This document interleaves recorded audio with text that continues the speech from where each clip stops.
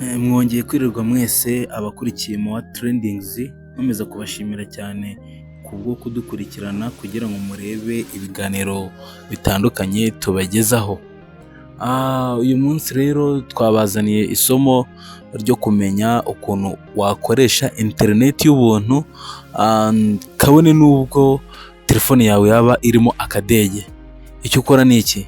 Ni ukubikurikirana neza ubundi ugakanda subscribe hano kuri Moa Trendings kugira ngo ujye ubona amakuru ya tekinoloji nyinshi cyane zitandukanye zigendanye na telefone, tugenda twapudetingaho hano.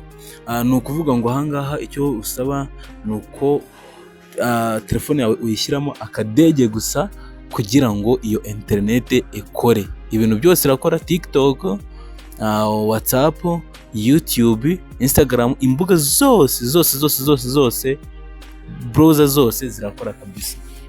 Ni ukuvuga ngo rero mbere na mbere urabanza ukadownloadinga iyo application, noneho warangiza ukabanza ukayishyira muri telefone. Guys, murabizi neza ko kudownloadinga application bibanza gusaba nyine data kugira ngo iyo application ibanze ijyemo. Urabona ko ngewe ndi gukoresha wifi, ariko nawe nushake ube waguze mega kuri simukadi yawe bisanzwe birakunda. Icyo ukora ni iki rero? Bwa mbere na mbere urabanza uza ahangaha muri Play Store, uri kubibona. Ndakeka buri wese afite Play Store muri telefone ye. Nurangiza uze usacingire ahangaha muri search, ndakeka muri kuhabona, kamakwereke neza ni ahangaha. Noneho wandikemo force right only 4GB 4, uri kubibona. Noneho usacinge, urabona yuko harahita hazamo application nyinshi, ariko icyo ukora gusa ni uguhitamo iyi ngiyi ya nyayo, iyi ngiyi iri ku mwanya wa mbere. Ndakeka muri kwibona cyane. Ni ukuvuga ngo iyi application urahita uza ahangaha handitseho install, kambikora ubibone, urabanza uyinstall kugira ngo ijye muri telefone. Nkwibutsa gukanda subscribe kuri iyi channel ya Moa Trendings kugira ngo mujye mubona ibintu byinshi cyane bitandukanye by'ingirakamaro tugenda dushyiraho hano. Urategereza no ko na download tayari, urabona ko byakunze. Urabona ko byakunze rero, uraza ahangaha handitse open, ahangaha rwose uri kuhabona neza cyane. Ubwo uri gufungura application yawe amaze kudownloadinga. Sasa rero urahanga urahaza allow force right to send you notification.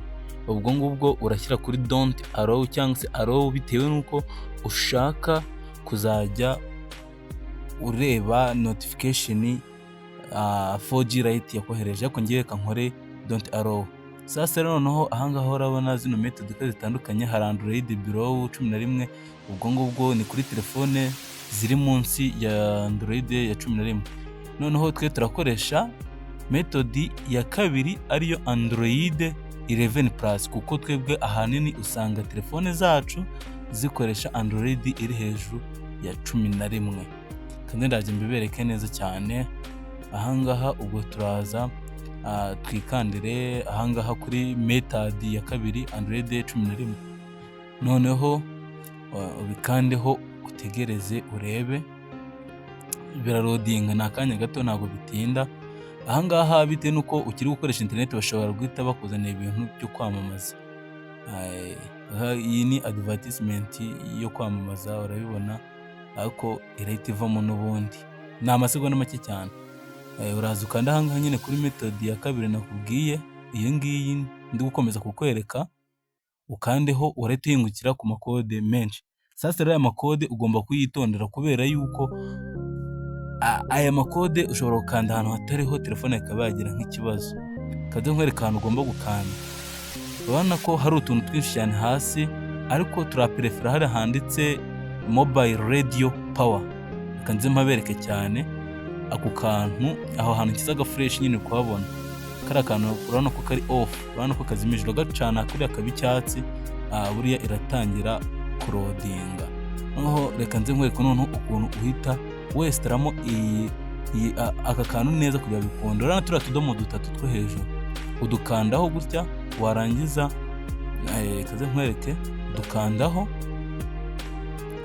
uradukandaho urabona noneho ukimara kugakandaho hari amagambo aza, hari handitse enable data connection. Hariya enable data connection buriya ntabwo uba wakayikonegita, urayibona neza cyane. Kugira ngo uyikonegite rero urayikoraho, urakora hari handitse enable data connection, hahita haza disable data connection. Amakuru urebe buriya nahakoze.